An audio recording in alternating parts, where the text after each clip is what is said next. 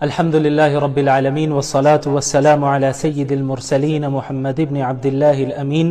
وعلى آله الطيبين وأصحابه الغر الميامين ما اتصلت عين بنظر ووعت أذن بخبر وسلم تسليما كثيرا كثيرا اما بعد تلك الرسل فضلنا بعضهم على بعض. انبیاء علیہم الصلاۃ والسلام کے فضائل کے ذریعے کہ انسانوں میں انبیاء علیہم الصلاۃ والسلام سب سے افضل ہیں، لیکن انبیاء علیہم الصلاۃ والسلام میں بھی بعض انبیاء کو بعض دیگر انبیاء پر فوقیت اور فضیلت حاصل ہے. بعض سے اللہ تعالیٰ نے براہ راست کلام کیا، بعض سے کو اللہ تعالیٰ نے روح القدس کے ذریعے ان کی مدد کی. تو اس طرح انبیاء علیہم الصلاۃ والسلام میں بھی مراتب ہیں، درجات ہیں، اور ہمارا یہ عقیدہ ہے کہ محمد الرسول اللہ صلی اللہ علیہ وسلم سید المرسلین ہیں اور تمام انبیاء اور رسولوں میں سب سے افضل ہیں. اس کے بعد پھر اس پارے میں حضرت ابراہیم کا بھی ذکر ہوتا ہے، ان کا جو نمرود کے ساتھ مناظرہ ہوا. الم تر الی الذی حاج ابراہیم فی ربہ ان آتاہ اللہ الملک اذ قال ابراہیم ربی الذی یحیی ویمیت قال انا احیی وامیت، کہ آپ نے ابراہیم کو دیکھا، اس شخص کو دیکھا یعنی نمرود، جس نے ابراہیم سے ان کے رب کے سلسلے میں مناظرہ کیا، ان سے بحث کی. تو نمرود کون تھا؟ وہ اپنے خود کو وہ سجدے کرایا کرتا تھا اور خدائی کا دعویٰ کرتا تھا. تو وقت کے بادشاہ سے جو ہے حضرت ابراہیم نے مناظرہ کیا اور اس کو کہا کہ اللہ ہی رب العالمین وہ ذات ہے جو موت دیتا ہے اور زندگی دیتا ہے. تو اس نے کہا کہ میں بھی موت دے سکتا ہوں، میں بھی زندگی دے سکتا ہوں. تو حضرت ابراہیم نے کہا کہ اللہ مشرق سے سورج کو نکالتا ہے، فأتی بہا من المغرب، اگر تم سچے خدا اپنے آپ کو سمجھتے ہو تو ذرا آج مغرب سے سورج کو نکال کے دکھاؤ. تو اس طرح دلائل کے ذریعے حضرت ابراہیم علیہ الصلاۃ والسلام نے نمرود کو خاموش کر دیا. تو معلوم ہوا کہ دلائل کے ذریعے اپنی دین اسلام کی حقانیت کو ثابت کرنا، اس طرح کی ڈیبیٹ کرنا، یہ بھی انبیاء کی سنت ہے. اس کے بعد حضرت عزیر علیہ الصلاۃ والسلام کے واقعہ کا ذکر ہے کہ ایک مرتبہ حضرت عزیر علیہ السلام ایک تباہ شدہ بستی کے پاس سے گزر رہے تھے، ایسی بستی جو اجڑ چکی تھی، برباد ہو چکی تھی، تباہ ہو چکی تھی. تو ان کے دل میں یہ خیال آیا کہ یہ اس طرح ختم ہو چکے ہیں یہ لوگ، انہیں اللہ دوبارہ کیسے زندہ کرے گا؟ تو اللہ تعالیٰ نے حضرت عزیر علیہ الصلاۃ والسلام کو 100 سال تک ان پر موت طاری کی، اور اس کے بعد پھر جو ہے انہیں دوبارہ زندہ کیا، اور تاکہ انہیں اس بات کا یقین ہو جائے اور انہیں یہ دکھا دیا جائے کہ اللہ رب العالمین اس بات پر قادر ہیں کہ موت کے بعد دوبارہ زندہ کر سکتے ہیں. بہرحال اس کے بعد پھر سود کی حرمت کا ذکر ہے. وَأَحَلَّ اللَّهُ الْبَيْعَ وَحَرَّمَ الرِّبَا، کہ اللہ تعالیٰ نے سود کو حرام قرار رکھا ہے اور یہ کہا کہ فَإِن لَمْ تَفْعَلُوا فَأْذَنُوا بِحَرْبٍ مِّنَ اللَّهِ وَرَسُولِهِ، کہ اے مسلمانوں سود لینا اور دینا دونوں چھوڑ دو. سود لینا بھی جائز نہیں ہے اور دینا بھی جائز نہیں ہے، دونوں چھوڑ دو. اور اگر تم نہیں چھوڑو گے یعنی سودی معاملات میں تم ملوث رہو گے، فَأْذَنُوا بِحَرْبٍ مِّنَ اللَّهِ وَرَسُولِهِ، تو اللہ تعالیٰ کے اور اس کے رسول کے ساتھ اعلان جنگ ہے.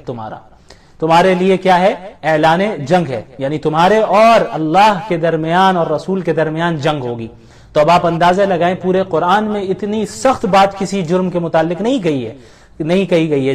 جتنی سخت بات سود کے متعلق کہی گئی ہے، کہ اگر تم سود کو نہیں چھوڑو گے تو اللہ کے ساتھ اعلان جنگ ہے، اللہ کے ساتھ تم جنگ کرو گے. اب آپ دیکھیں کہ جب فریقین کے درمیان جنگ ہو رہی ہوتی ہے تو دونوں سائیڈ کے کیا لوگ چاہتے ہیں کہ بھئی جن سے جنگ ہو رہی ہے ان کے پاس جو سب سے قیمتی چیز ہے ہم اسے ڈسٹروائے کر دیں. ظاہر ہے جنگ میں یہی کوشش کی جاتی ہے کہ ہم کیسے غالب آئیں، اور غالب آنے کے لیے جو سامنے والا ہوتا ہے جس سے جنگ ہو رہی ہوتی ہے، یہ کوشش کی جاتی ہے کہ اس کے پاس جو سب سے قیمتی چیز ہو اس کو برباد کیا جائے، اسے ڈسٹروائے کیا جائے. تو اب آپ اندازہ لگائیے کہ ایک بندے کی جنگ ہو رہی ہے اللہ سے، اللہ کے سامنے کیا حیثیت ہے بندوں کی، کیا مقابلہ اللہ کے ساتھ وہ کر سکتے ہیں وہ بندے. اور بندوں کے پاس سب سے قیمتی چیز کیا ہے؟ وہ ایمان ہے. ایمان سب سے قیمتی چیز ہے. تو جب اللہ سے جنگ ہو رہی ہے تو اس بات کا قوی امکان ہے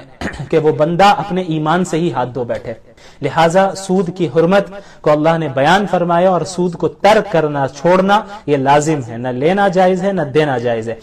اس کے بعد مالی معاملات کا بھی بیان فرمایا. یا ایھا الذین آمنوا اذا تداینتم بدین الی اجل مسمی. اچھا، اس پارے کے پہلے پیج میں تلک الرسل، وہاں آیت الکرسی بھی ہے. آیت الکرسی اپنی عظمت کے اعتبار سے قرآن کریم کی سب سے عظیم آیت ہے، بہت عظیم آیت ہے، سب سے عظیم آیت قرآن کریم کی آیت الکرسی ہے، اس میں اللہ کی بڑائی بیان کی گئی۔ اچھا، لمبائی کے اعتبار سے بھی جو آیت سب سے زیادہ لمبی ہے وہ سورۃ البقرہ میں بھی بقرہ ہی میں ہے، اور وہ یہی ہے، یا ایھا الذین آمنوا اذا تداینتم بدین الی اجل مسمى فاکتبوہ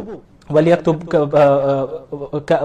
بَيْنَكُمْ كَاتِبٌ بِالْعَدْلِ، اور پورے پیج میں یہ ذکر کیا گیا، یعنی ایک پیج کی آیت ہے، وہ ایک صفحے کی آیت ہے، پورے صفحے میں جو ہے ایک ہی آیت چل رہی ہوتی ہے، تو اتنی لمبی آیت ہے۔ اس آیت میں بتایا کیا گیا ہے؟ مالی معاملات کا بیان ہے کہ اللہ رب العالمین نے صرف اسلام کو عبادت والا مذہب نہیں بنایا ہے کہ صرف روزہ، نماز، زکوٰۃ، حج، عمرے کا ہی نام اسلام ہو، ایسا نہیں ہے۔ اسلام ایک ایسا مذہب ہے جو انسان کی زندگی کے تمام پہلوؤں پر حاوی ہے، اور ہر پہلو کے متعلق اسلام رہنمائی کرتا ہے۔ لہٰذا جو معاملات ہیں اس کی بھی بڑی اہمیت ہے اسلام میں، کہ آپ کسی کے ساتھ کوئی معاملہ کر رہے ہیں، کوئی ایگریمنٹ کر رہے ہیں، کوئی تجارت کر رہے ہیں، یا ادھار لے رہے ہیں، قرض لے رہے ہیں، جو بھی معاملات ہو، ان تمام معاملات کا لحاظ رکھنا اور خلاف ورزی نہیں کرنا، اس کی تلقین اسلام نے بار بار کی ہے۔ اور اس آیت میں بھی بتایا گیا ہے کہ جب تم قرض لو تو اسے لکھ لیا کرو، کہ معاملات جب ہو کسی کے ساتھ تو ہمیں لکھ لینا چاہیے اسے، کہ ہمیں کیا ہوگا اس سے فائدہ، کہ اگر کوئی بھول جائے بعد میں، یا کوئی بعد میں کچھ اندیشہ ہو ایسا جس سے معاملات خراب ہو سکے، تعلقات خراب ہو سکے، تو اس چیز میں یہ چیز رکاوٹ بن جائے گی۔ ضروری نہیں ہے کہ آپ کسی پر اعتماد نہیں کر رہے ہیں تبھی آپ لکھیں، بلکہ جس پر اعتماد ہو، بھروسہ ہو، اس کے ساتھ بھی معاملہ ہو تب بھی لکھ لینا چاہیے، تاکہ آئندہ کوئی فساد نہ ہو اور تعلقات خراب نہ ہو۔ اس کے بعد سورۃ البقرہ کا اختتام ہوتا ہے، اور آخر میں بہت جامع دعا اور مفید دعا اللہ تعالیٰ نے بتائی، ربنا لا تؤاخذنا ان نسینا او اخطانا ربنا ولا تحمل علینا اصرا کما حملته علی الذین من قبلنا، کہ ایک انسان جو ہے، ایک بندہ ہے، مومن ہے، اس سے غلطیاں ہوتی ہیں، وہ بندہ گناہ کر لیتا ہے، جتنا بھی وہ دیندار ہو گناہ اس سے ہو جاتے ہیں، تو اللہ کی اطاعت کرنے میں، اللہ کی عبادت کرنے میں، شریعت کو فالو کرنے میں کمی کوتاہی ہوتی ہے، لازمی چیز ہے، یہ گناہ میں انسان مبتلا ہو ہی جاتا ہے، تو جو بھی کمی کوتاہی ہو رہی، ظاہر ہے ہم اللہ کی عبادت کا حق ادا نہیں کر سکتے، ہم بشر ہیں، ہمارے اندر کمزوریاں ہیں، تو اللہ تعالیٰ نے یہ دعا سکھائی کہ ربنا لا تؤاخذنا ان نسینا واخطانا، کہ اے ہمارے رب، ہم سے اگر کوئی بھول ہو جائے، کوئی چوک ہو جائے تو ہماری پکڑ نہ فرما، یعنی اپنے اعتبار سے تو حتی الامکان ہمیں کوشش کرنا ہے کہ اللہ کی ہم اطاعت کرتے رہیں، لیکن اب اس اطاعت کے دوران جو بھی کمی زیادتی ہو جائے، یا پھر آپ سمجھے کہ کوتاہی ہو جائے، یا کبھی کوئی چوک ہو جائے، بھول چوک ہو جائے، تو اللہ سے دعا مانگتے رہنا ہے، اللہ سے آپ دعا مانگیں کہ اللہ تعالی ہماری مغفرت فرمائے۔ اور اللہ نے فرمایا لا یکلف اللہ نفسا الا وسعها، اللہ تعالیٰ کسی بھی جان پر اس کی طاقت سے زیادہ بوجھ نہیں دیتا، اللہ تعالیٰ انسان کو انہی چیزوں کا مکلف بناتا ہے جو اس کی طاقت، اس کی قدرت کے اندر ہے۔ ایسا نہیں ہے کہ اسلام کا کوئی ایسا حکم ہے جو انسان کی طاقت سے ہی باہر ہو اور انسان کے لیے کرنا امپاسبل ہو۔ بہرحال اس کے بعد سورہ آل عمران کی ابتدا ہوتی ہے۔ آل کا مطلب ہوتا ہے اولاد، عمران شخص کا نام ہے، تو اب چونکہ اس صورت میں عمران کی اولاد کا ذکر ہے، اس لیے اس صورت کو کیا کہا جاتا ہے؟ سورۃ آل عمران۔ تو سب سے پہلے اس صورت میں اللہ کی بڑائی بھی بیان کی گئی ہے، اور اس کے بعد یہ آیت بھی نازل ہوئی، هو الذی انزل علیک الکتاب منہ آیات محکمات ہن ام الکتاب واخر متشابہات۔ اللہ کے رسول صلی اللہ علیہ وسلم کے پاس عیسائیوں کا، کرسچنز کا ایک وفد آتا ہے نجران کے علاقے سے، اور آپ صلی اللہ علیہ وسلم سے وہ گفتگو کرتے ہیں اور بحث کرتے ہیں، اور اپنا ایک شاعر کھڑا کرتے ہیں، تو ان کے شاعر کے مقابلے کے لیے اللہ کے رسول صلی اللہ علیہ وسلم حضرت حسان بن ثابت کو کھڑا کرتے ہیں، اور حسان بن ثابت انہیں شکست دے دیتے عیسائیوں کے شاعر کو۔ اس کے بعد یہ عیسائی اپنے میں سے خطیب کو کھڑا کرتے ہیں، خطبہ دینے والا، بیان کرنے والا، جو اسپیچ دیتا ہو بہت زبردست، اس کو کھڑا کرتے ہیں۔ تو اللہ کے نبی صلی اللہ علیہ وسلم مسلمانوں میں سے حضرت ثابت بن قیس کو کھڑا کرتے ہیں، تو ان کا مقابلہ ہوتا ہے، حضرت ثابت بن قیس بھی اپنی خطابت سے انہیں ختم کر دیتے، شکست دے دیتے ہیں، کہ جو فصاحت بلاغت ان کے پاس تھی وہ عیسائیوں کے شاعر اور ان کے خطیب کے پاس نہیں تھی۔ بہرحال اس کے بعد وہ پھر دلائل کے ساتھ بات کرنا چاہتے ہیں، تو اللہ کے نبی صلی اللہ علیہ وسلم خود ان کے ساتھ دلائل کے ساتھ جو ہے بات کرتے ہیں، اور اللہ کی وحدانیت کو ثابت کرتے ہیں، اور ان کے یہاں جو عقیدہ تثلیث ہے، ٹرینٹی کا جو عقیدہ ہے، کہ وہ گاڈ کے، اللہ کے 3 اجزاء مانتے ہیں، کہ ایک جز فادر کا ہے، دوسرا جز جز ہولی اسپرٹ کا ہے، تیسرا جز عیسیٰ علیہ السلام کا ہے، اور کہتے ہیں کہ ان تینوں حصوں کا مل کر جو مجموعہ بنتا ہے اسے جو ہے خدا کہا جاتا ہے، یعنی اللہ کے العیاذ باللہ 3 حصے ہیں۔ تو اللہ نے اس کی تردید کی اور اللہ کے نبی صلی اللہ علیہ وسلم نے دلائل کے ذریعے توحید کو ثابت کیا۔ اس کے بعد اہل کتاب کے جرائم کا ذکر ہوتا ہے، ان الذین یکفرون بآیات اللہ ویقتلون النبیین بغیر حق، کہ یہود و نصارہ ان میں کتنے انبیاء آئے بنی اسرائیل میں، لیکن یہ اتنے ناشکرے تھے، اتنے نافرمان تھے اور ظلم و تشدد اتنا زیادہ کرتے تھے کہ انبیاء کو بھی قتل کر دیتے تھے۔ کئی انبیاء کو بنی اسرائیل نے اپنے ہاتھوں سے قتل کیا ہے، تو ان کے اس جرم کو بیان کیا۔ اس کے بعد فرمایا لا تتخذوا المؤمنون الکافرین اولیاء من دون المؤمنین، کہ یہ حکم دیا گیا کہ اے مسلمانوں، کفار کو، ڈس بلیورز کو کے ساتھ گہرا تعلق نہ قائم کرو، گہری اور دلی دوستی قائم نہ کرو۔ مسلمانوں کے لیے یہ جائز نہیں ہے کہ مومنین کے علاوہ غیر مسلموں کے ساتھ دلی تعلق رکھے اور دلی دوستی قائم کرے، یہ جائز نہیں ہے۔ ہاں، آپ اچھے اخلاق کے ساتھ پیش آئیں گے، انہیں اسلام کی دعوت دیں گے اور ان کی ضروریات کو بھی پورا کریں گے، لیکن ایک لمٹ میں۔ جو دلی تعلق ہوتا ہے، گہری دوستی ہوتی ہے، وہ آپ کفار کے ساتھ ہم مسلمان نہیں کر سکتے، وہ صرف مومنین کے ساتھ کریں گے۔ ہاں، رکھ رکھاؤ کے لیے، ماحول کو درست رکھنے کے لیے، ماحول حالات سازگار رہے اور آپ اسلام کی دعوت دیں، اس بنیاد سے آپ کو تو اچھے انداز میں ان کے ساتھ پیش آنا ہے، ان کی ضروریات کو بھی پورا کرنا ہے، لیکن جو دلی دوستی ہوتی ہے، دلی تعلق ہوتا ہے، اس کی جو ہے اجازت نہیں ہے کہ کفار کے ساتھ ہو۔ بہرحال اس کے بعد اس سورت میں، سورہ آل عمران میں 3 اہم واقعات کا ذکر ہے۔ سب سے پہلا واقعہ حضرت عمران کی بیوی کا ہے، جن سے حضرت مریم پیدا ہوتی ہے علیہ السلام۔ حضرت وَإِذْ قَالَتِ امْرَأَتُ عِمْرَانَ رَبِّ إِنِّي نَذَرْتُ لَكَ مَا فِي بَطْنِي مُحَرَّرًا فَتَقَبَّلْ مِنِّي، کہ حضرت ابراہیم کی جو بیوی ہیں وہ اللہ تعالیٰ سے دعا کرتی ہیں اور وہ نظر مانتی ہیں کہ یا ان کی کوئی اولاد نہیں تھی، اللہ سے دعا کرتی ہیں کہ یا اللہ اگر آپ نے مجھے بیٹا دے دیا تو میں اسے آپ کے راستے کے لیے وقف کر دوں گی، یعنی فی سبیل اللہ، اللہ کے راستے میں ہی اسے وقف کر دوں گی، بس آپ مجھے بیٹا دے دیجئے۔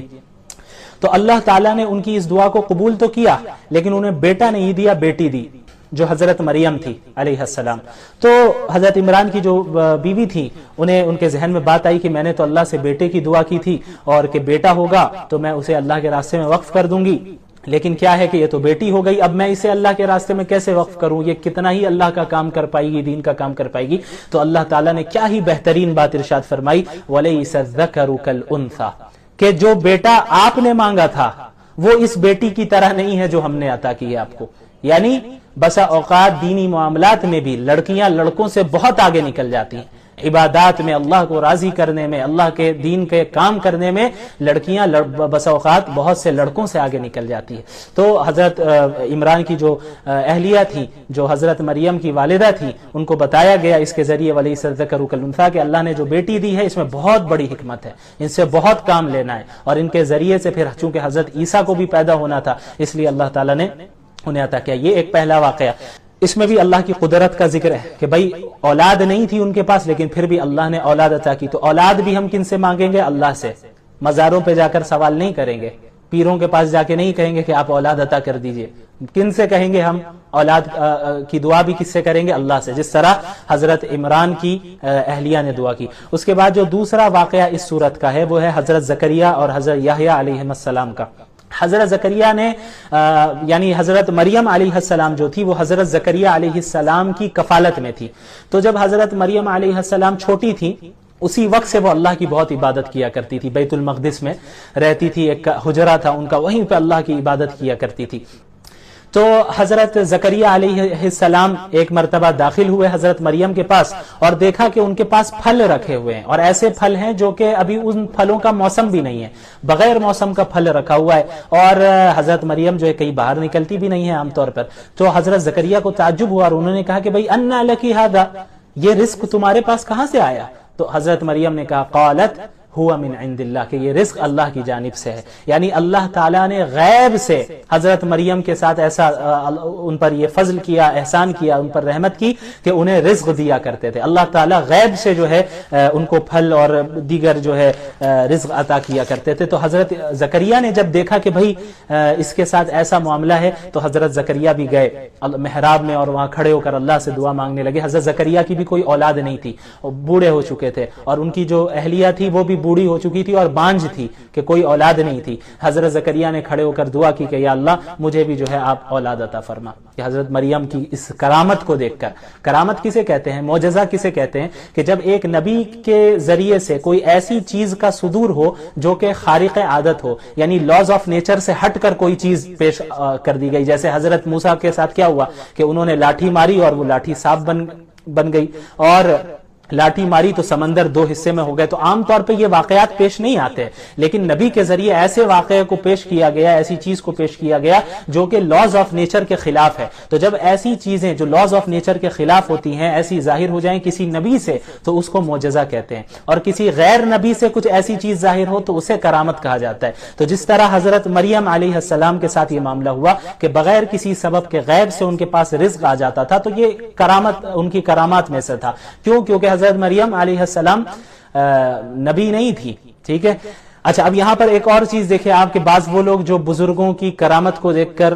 ان سے ہی دعا مانگنے لگ جاتے ہیں, اس کی بھی تردید ہوتی ہے اسی آیت میں. حضرت زکریا نے حضرت مریم کی کرامت کو دیکھا کہ بھائی ان کے پاس جو ہے رزق آ رہا ہے, لیکن حضرت زکریا نے حضرت مریم سے دعا نہیں کی کہ جو ہے مجھے بھی مل جائے, بلکہ حضرت مریم کے اللہ سے دعا کی. تو معلوم ہوا کہ معجزات ہو یا کرامات ہو, یہ کنٹرول اللہ کے ہاتھ میں ہے. ایک نبی بھی اپنی طرف سے جب چاہے تب معجزہ دکھائے ایسا نہیں ہوتا, بلکہ اللہ جب دکھانا چاہتا ہے تبھی ہوتا ہے. اسی طرح کوئی انسان ایسا نہیں ہوگا کہ بزرگ ہو گیا ہے تو اب جب چاہے کوئی بھی کرامت کرتا پھر, ایسا نہیں, بلکہ اللہ جب چاہے گا جس کے ذریعے چاہے گا کرواتا ہے. تو اصل اللہ ہے, تو دعا اللہ سے مانگی جائے گی, انسانوں سے یا مخلوقات سے دعا نہیں مانگی جائے گی. تو یہ جو ہے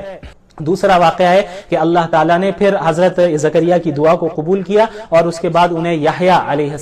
السلام سے نوازا کہ وہ بھی, اور یہ بھی اللہ کی قدرت ہے اس میں کہ بھئی بیوی بانجھ ہو چکی تھی, خود بھی بوڑھے ہو چکے تھے, لیکن اس کے بعد بھی اللہ نے کیا ہے اولاد دی. اس کے بعد ایک تیسرا اہم واقعہ جو اس پارے میں ہے اور اس صورت میں ہے وہ ہے حضرت عیسیٰ علیہ السلام کی پیدائش کا. یہ بہت مشہور واقعہ ہے, آپ سب کو معلوم ہوگا, زیادہ ڈیٹیل میں نہیں جاؤں گا میں, کہ حضرت عیسیٰ علیہ السلام بغیر باپ کے پیدا ہوئے حضرت مریم علیہ السلام سے. اللہ رب العالمین کے کلمہ کن کے ذریعے سے وہ پیدا ہوئے. تو یہ ایک بہت بڑا معجزہ تھا, اور یہ واقعہ بھی ایسا ہے جو کہ عام طور پر عادت سے ہٹ کر ہے. تو اللہ رب العالمین کی قدرت کا اس میں بھی ذکر ہے کہ اللہ جو چاہتا ہے وہ کرتا ہے. اللہ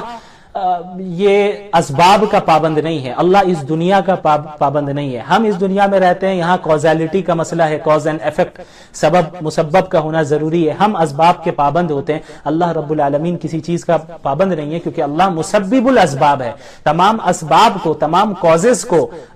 پیدا کرنے والا بھی اللہ رب العالمین ہے. بہرحال اس کے بعد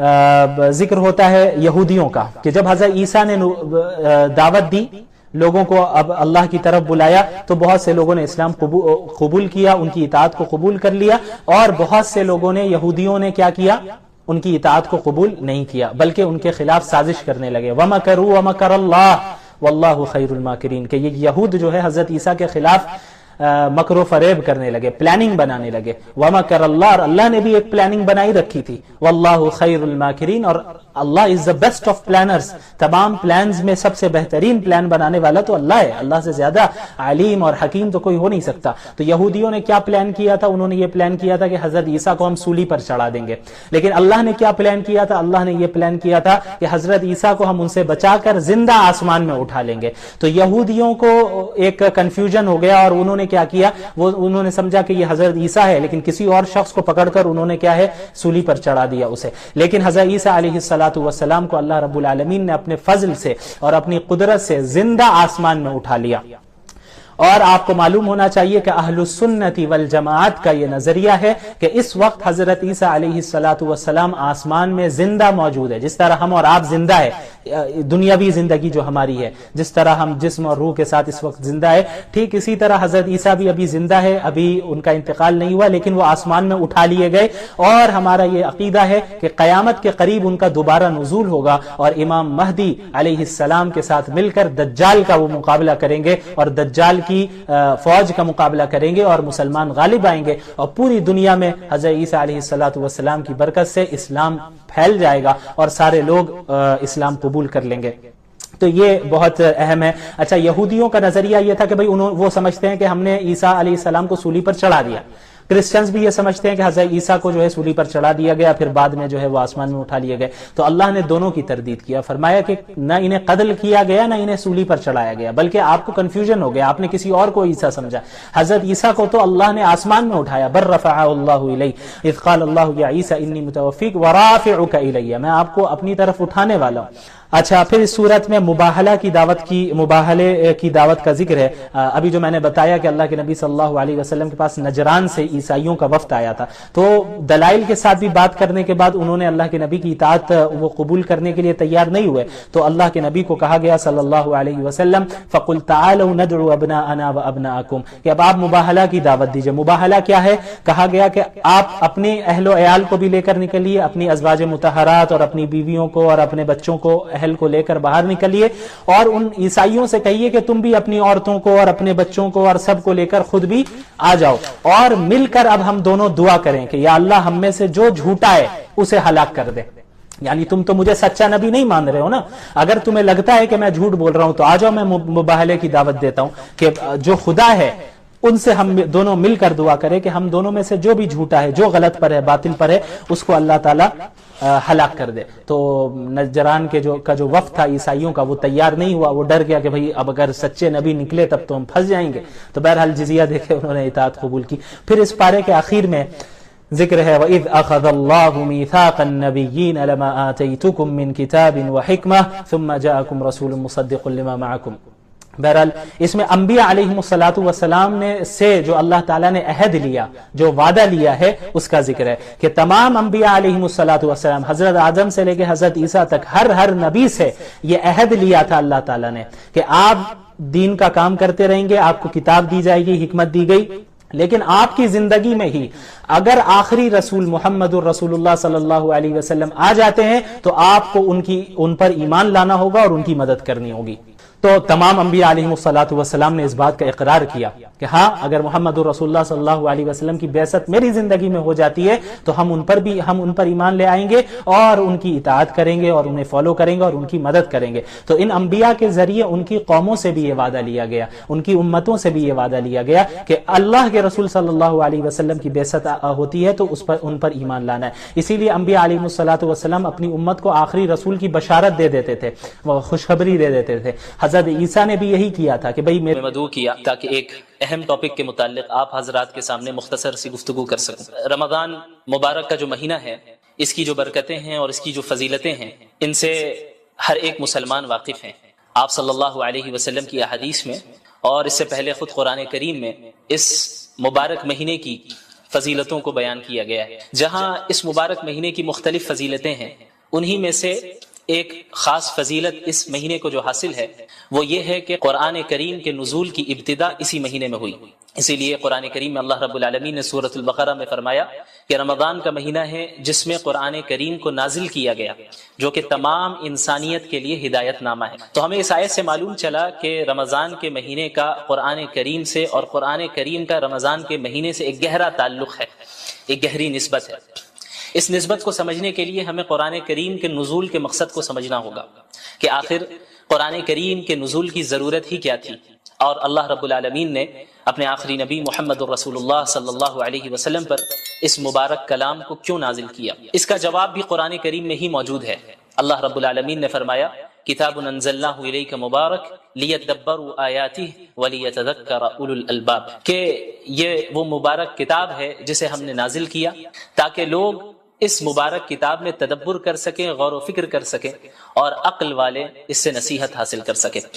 ان ھذا القرآن یہدی للتی ہی اقوم، یقیناً یہ قرآن کریم ایک ایسی کتاب ہے جو بالکل سیدھے راستے کی طرف رہنمائی کرتی ہے اور ہدایت دیتی ہے. لہٰذا ہمیں معلوم چلا کہ قرآن کریم کے نزول کا مقصد تمام انسانیت تک ہدایت پہنچانا ہے اور تمام انسانیت کے لیے ایک ایسا راستہ واضح کرنا ہے جس راستے کو اختیار کر کے ایک بندہ ہمیشہ ہمیش کی جنت میں داخل ہو سکے اور جہنم کے عذاب سے اپنے آپ کو بچا سکے. یاد رکھیں کہ اللہ کے نبی صلی اللہ علیہ وسلم تلاوت کلام اللہ اور قرآن کریم کو پڑھنا، اس کا دور کرنا، اسے سمجھنا، اس کی تعلیم دینا تو پورے سال آپ صلی اللہ علیہ وسلم کا یہ معمول تھا. لیکن رمضان المبارک میں مزید اہتمام کے ساتھ آپ صلی اللہ علیہ وسلم اس عمل کو انجام دیتے، یہاں تک کہ حضرت جبریل علیہ السلام ہر سال رمضان کے مہینے میں آپ صلی اللہ علیہ وسلم کے پاس تشریف لاتے اور قرآن کا دور ہوتا. اور آپ صلی اللہ علیہ وسلم کی زندگی کا جو آخری رمضان تھا، اس میں حضرت جبریل علیہ السلام کے ساتھ اللہ کے نبی صلی اللہ علیہ وسلم نے 2 مرتبہ قرآن کریم کا دور کیا. تو قرآن کریم کا نزول اسے پڑھنے، سمجھنے اور اس سے ہدایت حاصل کرنے کے لیے ہوا ہے. اور کسی بھی کتاب سے فائدہ اسی وقت ہم حاصل کر سکتے ہیں، خصوصاً قرآن کریم سے ہدایت ہم اسی وقت حاصل کر سکتے ہیں کہ جب ہم قرآن کریم کو سمجھیں، قرآن کریم کو پڑھیں سمجھیں، صرف تلاوت تک ہی ہم اکتفا نہ کریں. اسی لیے اللہ تعالیٰ نے انبیاء علیہ الصلوۃ والسلام، خصوصاً محمد الرسول اللہ صلی اللہ علیہ وسلم کے متعلق سورۃ الفرقان میں یہ بات بھی اللہ رب العالمین نے بیان فرمائی کہ وقال الرسول یا رب ان قوم اتخذوا هذا القرآن مہجورا. اللہ کے نبی صلی اللہ علیہ وسلم قیامت کے دن شکایت کریں گے اللہ رب العالمین سے کہ یا اللہ، اے میرے رب، میری قوم نے قرآن کریم کو چھوڑ دیا. ظاہر ہے کہ کوئی بھی مسلمان یہ نہیں چاہے گا کہ اللہ کے نبی صلی اللہ علیہ وسلم اس کے متعلق اللہ رب العالمین سے شکایت کرے. لہٰذا ہر مسلمان پر لازم ہے کہ قرآن کریم کے جو حقوق ہیں ان حقوق کی ادائیگی کرے. وہ حقوق کیا ہیں؟ مختصراً میں بیان کر دوں کہ علماء کرام نے قرآن کریم کے تقریباً 6 حقوق بیان کیے ہیں. سب سے پہلا حق تو یہ ہے کہ پورے قرآن کریم پر ایمان لانا کہ اللہ رب العالمین نے اس کلام کو نازل کیا ہے، اس کے الفاظ بھی اللہ کے ہیں، اس کے معنی بھی اللہ کے ہیں، اور اس میں کسی بشر کے کلام کا کوئی دخل نہیں، کسی مخلوق کے کلام کا کوئی دخل نہیں. سورۃ الفاتحہ سے لے کے سورۃ الناس تک ایک ایک آیت بلکہ ایک ایک حرف اللہ رب العالمین کی جانب سے نازل کردہ ہے، اور اس کی اتباع کرنا قیامت تک کے لوگوں کے لیے واجب ہے، ضروری ہے، اور اس سے انحراف اختیار کر کے کوئی بھی شخص کامیابی حاصل نہیں کر سکتا. قرآن کریم کا دوسرا حق ہے اس کی تعظیم کرنا، کہ چونکہ یہ ایک مقدس کتاب ہے، یہ اللہ کا کلام ہے، یہ کسی عام انسان کا کلام نہیں ہے، کسی مخلوق کا کلام نہیں ہے، یہ اللہ رب العالمین کے ڈیوائن ورڈز ہیں، یہ اللہ رب العالمین کے الفاظ ہیں، اس کے معنی ہیں، اور اس کی طرف سے نازل کردہ کلام ہے. لہٰذا اس کلام کی اس طرح تعظیم کی جائے جس طرح تعظیم کرنا رسول اللہ صلی اللہ علیہ وسلم نے ہمیں سکھایا ہے. اسی طرح قرآن کریم کا جو تیسرا حق ہے وہ قرآن کریم کی تلاوت کرنا ہے، چاہے قرآنی آیتوں کا مطلب سمجھ میں آ رہا ہو یا نہ آ رہا ہو. یہ ایک مستقل عبادت ہے اور یہ ایک مستقل قرآن کریم کا حق ہے کہ ہم قرآن کریم کی تلاوت کریں. جیسا کہ قرآن کریم میں اللہ رب العالمین نے انبیاء علیہ الصلوۃ والسلام کی بعثت کے مقاصد کا ذکر کیا، رسول اللہ صلی اللہ علیہ وسلم کی بعثت کے مقاصد کا ذکر کیا، تو وہاں پہ اللہ کے نبی صلی اللہ علیہ وسلم کے متعلق اللہ نے فرمایا یتلو علیہم آیاتی، کہ وہ قرآن کریم کی آیتوں کو تلاوت کر کے سناتے ہیں، اس کی تعلیم بھی دیتے ہیں اور اس کی تلاوت بھی کرتے ہیں. تو تعلیم کو الگ ذکر کیا گیا اور تلاوت کو الگ سے ذکر کیا گیا، جس سے معلوم چلتا ہے کہ قرآن کریم کی تلاوت کرنا چاہے وہ سمجھ میں آئے یا نہ آئے، یہ ایک مستقل عبادت اور یہ قرآن کریم کا ایک مستقل حق ہے. اسی طریقے سے قرآن کریم کا جو چوتھا حق ہے اور بہت اہم حق ہے وہ ہے قرآن کریم کو سمجھنا، کیونکہ قرآن کریم کا نزول محض تلاوت کے لیے نہیں ہوا، قرآن کریم کا نزول محض رقیہ کرنے کے لیے نہیں ہوا. قرآن کریم کا جو نزول ہوا ہے وہ اس میں تدبر کرنے کے لیے ہوا ہے، جیسا کہ اللہ نے فرمایا کتاب انزلناہ الیک مبارک لیدبروا آیاتہ، کہ ہم نے اس مبارک کتاب کو آپ پر نازل ہی اس لیے کیا ہے تاکہ لوگ اس میں تدبر کریں، غور و فکر کریں. لہٰذا یہ ہر مسلمان کی ذمہ داری ہے کہ اپنے رب کے کلام کو سمجھیں، سیکھیں، اور خصوصاً رمضان المبارک میں قرآن کو پڑھنے، اس کی تلاوت کرنے اور اس کو سمجھنے کا اہتمام کریں، کثرت کے ساتھ کریں، چونکہ اس مہینے کا قرآن کریم سے بڑا گہرا تعلق ہے. اسی طرح قرآن کریم کا جو چوتھا حق ہے وہ ہے قرآن کریم پر عمل کرنا. چونکہ دین اسلام محض ایک آئیڈیالوجی نہیں ہے، محض ایک فکر نہیں ہے، یا کوئی فلسفہ نہیں ہے کہ جسے کسی نے پیش کر دیا اور جس کا عملی زندگی سے کوئی تعلق نہیں ہے، بلکہ قرآن کریم ایک پریکٹیکل زندگی گزارنے کی ہدایت کرتا ہے اور اس میں رہنمائی کرتا ہے کہ ایک مسلمان اپنی زندگی کو کس طرح گزارے، ایک انسان اپنی جلوت کو اور اپنی خلوت کو کس طرح گزارے، پبلک لائف اور پرائیویٹ لائف میں کس طرح لوگوں کے ساتھ معاملات کریں، اس کا اللہ کے ساتھ کس طرح تعلق ہو، اس کا اپنے نفس کے ساتھ کس طرح تعلق ہو. ان ساری چیزوں کے متعلق قرآن کریم رہنمائی کرتا ہے. لہٰذا یہ ضروری ہے کہ ہم قرآن کے اس 5ویں حق کو بھی ادا کریں جو کہ ہے قرآن کریم پر عمل کرنا، قرآن کریم پر عمل کرنا. اور جب ایک انسان قرآن کریم پر عمل کرے گا، اسی کے متعلق اللہ رب العالمین نے کامیابی اور نعمتوں کا وعدہ کیا ہے، جیسا کہ کئی جگہ آپ کو قرآن کریم میں اس کا ذکر ملے گا، ان الذین آمنوا وعملوا الصالحات، الذین آمنوا وعملوا الصالحات، جنہوں نے ایمان لایا اور جنہوں نے نیک اعمال کیے، یعنی قرآن کریم پر عمل کیا۔ لہٰذا عمل کرنا یہ قرآن کریم کا 5واں حق ہے اور بہت اہم حق ہے۔ اسی طرح قرآن کریم کا جو چھٹا حق ہے جو کہ علماء کرام نے بیان کیا ہے، اور یہ بھی بہت اہم ہے، ان حقوق میں سے ہر ایک حق اپنی جگہ پہ اہمیت کا حامل ہے اور ان سب کو ادا کرنا ضروری ہے۔ جو چھٹا حق ہے قرآن کریم کا وہ ہے اس قرآن کریم کی تبلیغ کرنا۔ یا ایھا الرسول بلغ ما انزل الیک من ربک، یہ حکم سب سے پہلے اللہ رب العالمین نے محمد رسول اللہ صلی اللہ علیہ وسلم کو دیا، اور محمد رسول اللہ صلی اللہ علیہ وسلم کے واسطے سے تمام امت مسلمہ کو دیا۔ اللہ رب العالمین نے فرمایا کہ اے رسول، آپ کے رب کی طرف سے جو کچھ آپ پر نازل ہو رہا ہے اس کی تبلیغ کریں، اسے دوسروں تک پہنچائے، کیونکہ دین اسلام محض کوئی نسلی مذہب نہیں ہے جس طرح یہودیت ہے جو کہ ایک نسلی مذہب ہے۔ قرآن کریم اور دین اسلام اس طرح نہیں ہے۔ دین اسلام کا دروازہ تو ہر ایک کے لیے کھلا ہے، جو بھی ایمان قبول کر لے، جو بھی اسلام میں داخل ہو جائے، جو بھی قرآن کو سچا کلام مان لے، جو بھی صحیح عقائد اختیار کر لے، اعمال صالحہ کرے، اس کے لیے جنت کا وعدہ ہے، اس کے لیے اللہ کی نعمتوں کا وعدہ ہے۔ تو یہ جو امت ہے، امت مسلمہ، یہ امت دعوت ہے، جیسا کہ سورۃ البقرہ میں اللہ نے فرمایا کنتم خیر امۃ اخرجت للناس، کہ تم وہ امت ہو جسے تمام انسانوں کے لیے نکالا گیا، محض مسلمانوں کے لیے نہیں، محض مخصوص خاندان کے لیے نہیں، محض مخصوص علاقے والوں کے لیے نہیں، للناس، اللہ نے فرمایا کہ تمام انسانیت کے لیے اللہ رب العالمین نے اس امت کو بھیجا ہے۔ تأمرون بالمعروف وتنہون عن المنکر، کہ تم انہیں نیکیوں کا حکم دو اور برائیوں سے روکو، وتؤمنون باللہ، اور تم ایک اللہ پر ایمان رکھو۔ لہٰذا قرآن کریم کا یہ چھٹا حق ہے کہ ہم قرآن کریم کی تبلیغ اور اس کی اشاعت کریں، تمام اقوام عالم تک قرآن کریم کے پیغام کو پہنچائیں اور اس فریضے کو ادا کریں جو فریضہ اللہ کے نبی صلی اللہ علیہ وسلم کو اللہ تعالیٰ نے دیا، اور اللہ تعالیٰ کے نبی صلی اللہ علیہ وسلم نے خصوصاً حجۃ الوداع کے موقع پہ امت مسلمہ کو سونپا، اور آپ صلی اللہ علیہ وسلم نے فرمایا تھا کہ فَلْيُبَلِّغِ الشَّاهِدُ الْغَائِبُ، تم میں سے جو بھی موجود ہے میری بات ان تک پہنچا دے جو یہاں پر موجود نہیں ہے۔ تو یہ سلسلہ تبلیغ کا اور قرآن کریم کی اشاعت کا عہد نبوی سے جاری رہا، یہاں تک کہ آج اس صدی میں بھی ہم تک اسی طرح قرآن کریم پہنچا، اپنی تمام تفصیلات کے ساتھ، تمام تفسیر کے ساتھ، تمام تشریح کے ساتھ، اور اب یہ ہماری ذمہ داری ہے کہ قیامت تک کے لوگوں کے لیے ہم اسے جاری رکھیں اور اس کے پیغام کو عام کریں۔ تو جب ہم قرآن کریم کے نزول کے حقیقی مقاصد کو سمجھیں گے اور قرآن کے حقوق کو سمجھیں گے تو قرآن کریم کے ساتھ وقت گزارنے میں بھی ہمیں لذت محسوس ہوگی۔ خصوصاً رمضان کا مہینہ بہت ہی بابرکت مہینہ ہے، جس میں عبادتوں کی جو نیکیاں ہیں، جو اس کا ثواب ہے، وہ بہت بڑھ جاتا ہے۔ اور اللہ کے نبی صلی اللہ علیہ وسلم تو اس رمضان کے مہینے کی راتوں میں تلاوت کا اہتمام فرمایا کرتے تھے، نمازوں کی شکل میں، قیام اللیل کی شکل میں، تراویح کی شکل میں، تہجد کی شکل میں آپ صلی اللہ علیہ وسلم پڑھتے، صحابہ کرام پڑھتے، اور رمضان المبارک میں ہمارے سلف صالحین میں کتنے ایسے گزرے ہیں جنہوں نے کئی مرتبہ قرآن کریم کو ایک مہینے میں پڑھا، اور صرف پڑھا ہی نہیں بلکہ اس کو سمجھا، اس میں تدبر کیا، اس سے نصیحتیں حاصل کی، عبرتیں حاصل کی۔ لہٰذا ہماری یہ ذمہ داری ہے کہ رمضان المبارک کو ہم اس طرح گزاریں جس طریقے سے اللہ کے نبی صلی اللہ علیہ وسلم نے گزارا۔ یہاں تک کہ بعض سلف صالحین کے معمول کا ذکر ہوتا ہے کہ بڑے بڑے محدث جو پورے سال حدیث کا درس دیا کرتے تھے، جب رمضان المبارک کا مہینہ شروع ہوتا تو حدیث کے دروس، فقہ کے دروس،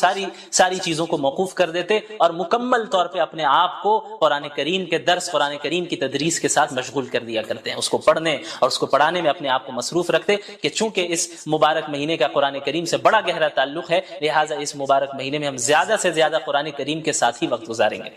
اور اس چیز کو ذہن سے نکال دیں کہ اس آنے والے رمضان کو ہم رسم و رواج کی طرح نہیں گزاریں گے کہ ہر سال رمضان آ رہا ہے، بس وہ افطار پارٹی ہوتی ہے، سحری کرنا ہے، رات میں گھومنا ہے، تراویح پڑھنی ہے امام صاحب کے پیچھے اور دن بھر میں روزہ رکھنا ہے، بس یہی ہے۔ تو ہم نے ایک رسم بنا لیا اس کو کہ بھئی یہاں سب کر رہے ہیں تو ہم بھی کرنا ہے۔ تو اس چیز کو سب سے پہلے کلیئر کریں اپنے ذہن میں کہ ہم رسم کے طور پہ روزہ نہیں رکھتے، ہم اسے عبادت سمجھ کے رکھتے ہیں، اور اس کے پیچھے جو فضائل ہیں اور جو اہمیت ہے اس کو ذہن میں رکھتے ہوئے کرتے ہیں۔ تو سب سے پہلی چیز یہ ہے کہ اپنی نیت کو خالص کرنا، نیت کی اصلاح کرنا کرنا کہ ہم رمضان کے روزے کس کے لیے رکھ رہے ہیں، رمضان کی عبادت ہم کس کے لیے کر رہے ہیں، ہم اللہ کو راضی کرنے کے لیے کر رہے ہیں۔ ایک تو یہ ہے کہ بری نیت ہو، لوگوں کو دکھلاوے کے لیے ہم کر رہے ہیں، بھائی روزہ ہم رکھ رہے ہیں تاکہ لوگ دیکھیں، لوگ کہیں کہ ہم روزے دار ہیں، یا روزہ ہم اس لیے رکھ رہے ہیں کہ تاکہ یہ لوگ نہ کہے کہ بھائی دیکھو مسلمان ہے روزہ نہیں رکھتا ہے، نماز تراویح یا قیام اللیل ہم پڑھ رہے ہیں یا عبادتیں کر رہے ہیں اس لیے کر رہے ہیں کہ گھر والے کہیں یا دیکھنے والے کہیں کہ بڑا عابد و ظاہر ہے، یا سب کر رہے ہیں اس لیے ہم کر رہے ہیں، تو یہ دونوں طریقے صحیح نہیں۔ ایک ہوتا ہے کسی عمل کے پیچھے غلط مقصد ہونا، غلط نیت ہونا، اور ایک ہوتا ہے کہ کسی عمل کے پیچھے کوئی نیت ہی نہیں ہونا، یہ دونوں بری چیزیں۔ نیت کا نہ ہونا، بس چونکہ سب کر رہے ہیں تو ہم بھی کر رہے ہیں، یہ کوئی اچھی نیت نہیں ہے، یہ کوئی اچھا طریقہ نہیں ہے کہ بس آپ نے لوگوں کو دیکھ کر جو ہے فالو کرنا شروع کر دیا اور اس کی جو اہمیت ہے اس کو اپنے ذہن میں مستحضر نہیں کیا، اس کو اپنے ذہن میں پریزنٹ نہیں رکھا، اور بری نیت ہو تو یہ بھی بڑی خطرناک چیز ہے۔ تو ہماری نیت کیا ہونی چاہیے؟ ہماری نیت یہ ہونی چاہیے کہ ہم رمضان میں تمام عبادتوں کو، چاہے وہ روزہ ہو یا رات کی نماز ہو یا اس کے علاوہ غریبوں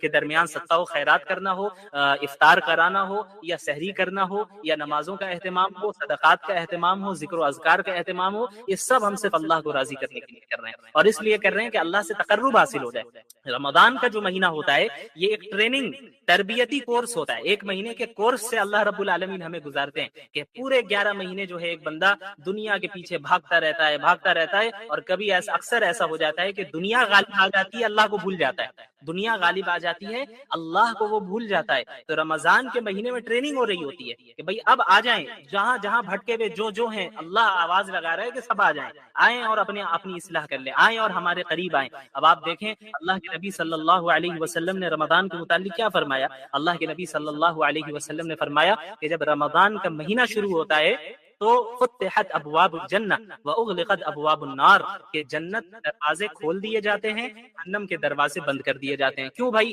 ایسا کیوں کیا جاتا ہے؟ اس کا کیا تعلق ہے؟ ابھی تو ہمیں جنت میں اٹھ کے جانا نہیں ہے، ایسا تو نہیں عید کے دن ہی جنت چلے جائیں یا عید کے دن ہی جہنم چلے جائیں، ایسا تو نہیں ہوتا ہے۔ کیوں ایسا پھر اللہ تعالیٰ فرماتے ہیں؟ ایسا اس لیے کرتے ہیں چونکہ یہ رمضان کا پروٹوکول ہے، یہ رمضان کا پروٹوکول ہے کہ رمضان کی ابتدا ہوگی، جنت کے دروازے سارے دروازے کھول دیے جائیں گے اور جہنم کے سارے دروازے بند کر دیے جائیں گے۔ یہ انڈیکیشن ہے، انڈیکیٹ کرتے ہیں اللہ رب العالمین اس کی طرف کہ اب میری رحمت کا دروازہ پہلے سے زیادہ کھل چکا ہے، تو جتنے بھٹکے ہوئے ہو تم، جتنے بڑے گناہ تم نے اپنے پاس میں کر رکھے ہو، آؤ اب رجوع کر لو، آؤ اور اب توبہ کر لو، آؤ اور اپنی اصلاح کر لو، میں تمہاری مغفرت فرماؤں گا۔ اسی لیے اللہ کے نبی صلی اللہ علیہ وسلم کی حدیث میں، حدیث قدسی ہے، جس میں اللہ رب العالمین نے کیا فرمایا ہے کہ لو بلغت ذنوبک عنان السماء، تمہارے گناہ آسمانوں تک کیوں نہ پہنچ جائے۔ یہ شیطان کے بہکانے کا طریقہ ہے، شیطان کا ایک بہت